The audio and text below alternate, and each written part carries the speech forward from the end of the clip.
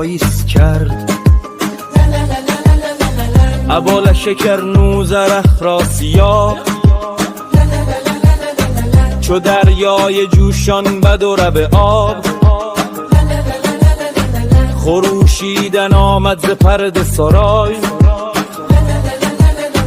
ابا ناله کوس و هندی در آن. تبیر برآمد ز درگاه شاه اشکان گروه پیاده همه کوهساران به پای به پیمود بادان شیر رهنمای. گیاها ز خشک و ز تر برگزید ز پژمرده و آنچه رخشنده دید. ز هر گونه دانو ز خشک و ز تر همی بر پراگند بر مرده بر.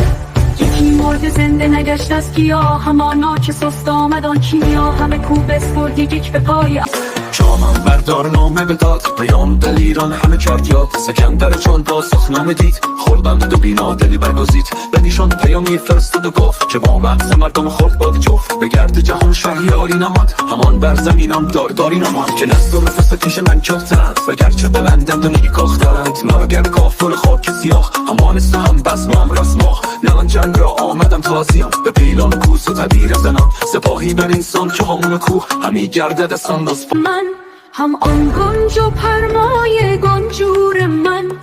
بدونی که هندوستان پیش تست بزرگی مرا در کم و بیش تست. بیاراستندش به نزدیک را یکی نامور چون ببایست جای خورشگر فرستاد. هم خوردنی همان پوشش نقص و گستردنی برفتان. شب و رای زد قاردان بزرگان قنوج با بخوردان. چو برزد سر از کوه رخشن به روز پدید آمد آن شمع گیتی فروز.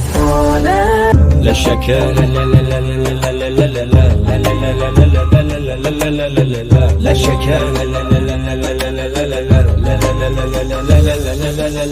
از آن پس بیاسود لشکر دو روز.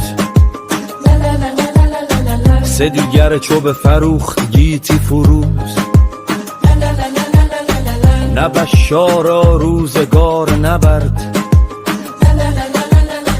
به بیچارگی جنگ. چندین به افسوس خوردی خزر کنون روز آسایش آمد به سر. اگر ساو و باژ است و گنج گران گروگان از آن مرز چندی سران. وگرنه فرخ زاد چون پیل مست بیا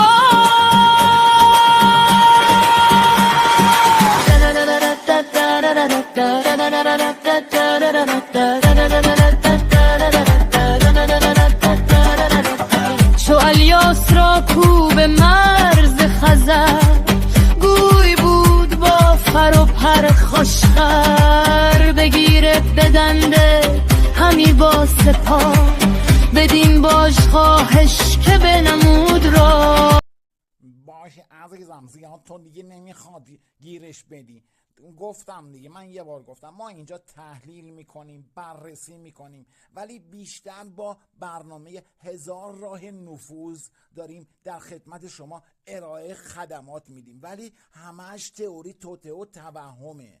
اصلا در واقعیت این چنین نیست. ما فقط گفتم این قسمت اول رو تاکید کنم که همش خیالات واقعی نیست. ممنونم از آقا خره. بله من کاراگاه گجتم. منم میخوام تأکید کنم اینجا فقط تئوری توته بیان میشه. اگه میبینید مشاهبتی داره، آشنایی واسهتون داره، اسامی شبیه همه اتفاقیه. اصلا ما با ایران یا سرزمینی به نام زمین کاری نداریم. ما صحبتمون راجع به مریخه. مریخ بگو آقا خره. حقیقت چیست؟ واقعیت چیست؟ خوش اومدید به کانال ما. بله منم آقا خره، همونی که گوشاش درازه. واسه همینم تو این کانال حرفایی داره به شما میزنه که همش رازه. یعنی تئوری توته است. فردا نیاین بگین باز چی گفتی چی نگفتی. اینجا همش خیالاته، رویاست، داستانه، حقیقت نداره. بله خوب شد شما رو دیدیم. ما هم گزارشگر برنامه 1000 راه نفوذ هستیم. حتما ما رو میشناسن اینا. آره میشناسن. ما این دیگه چالاقم در خدمتون هستیم با آقا خمه و کارو گجت. همیشه با شما این در 1000 راه نفوذ. نفوذی باشید، ها؟ نفوذی نباشید. من میدونم نمیشه. خیلی ممنونم از دو گزارشگری که به ما نفوذ نه اینا ما دعوتشون کردیم که با ما همکاری کنن در این برنامه، آمارا را بتونن دیگه برسونن که دیگه نه، دو تا گزارشگر قدیمی ما که نفوذی نیستن و مخصوصا از آقای کاراگاه گجت. اما یادتون نره شعار برنامه ما اینه: اعدام لازم نیست، آزادش کنید. بر مبنای این برنامه رو پیش میبریم.